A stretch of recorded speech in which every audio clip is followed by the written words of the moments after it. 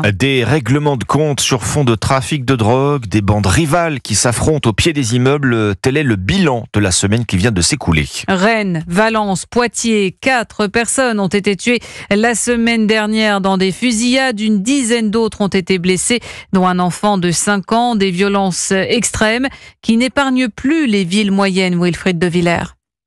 Oui, à Poitiers, 90 000 habitants le 31 octobre. Il est 23h quand une fusillade éclate devant un restaurant de hamburgers. 5 adolescents, des mineurs, sont blessés. L'un d'entre eux meurt quelques heures plus tard. Le lendemain, le ministre de l'Intérieur l'assure, les tirs sont bien liés au trafic de drogue. Bruno Retailleau. On est à un point de bascule. Ce point de bascule, il nous impose des choix. Soit il y a une mobilisation générale, soit il y a la mexicanisation du pays. C'est le choix qu'on a devant nous. Le ton du ministre est alarmiste et pour cause. Quelques jours plus tôt à Rennes, c'est un enfant de 5 ans qui est grièvement blessé par balle, victime collatérale d'une fusillade, elle aussi en lien avec les stupéfiants.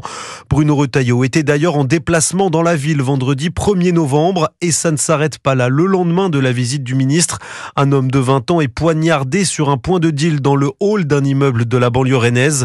Enfin, près de Valence, 2 fusillades en moins de 24 heures. La première, la nuit du 31 octobre, devant une boîte de nuit.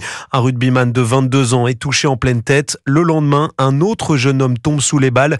Il était connu des services de police pour des faits de trafic. Wilfried de Villers pour Europe.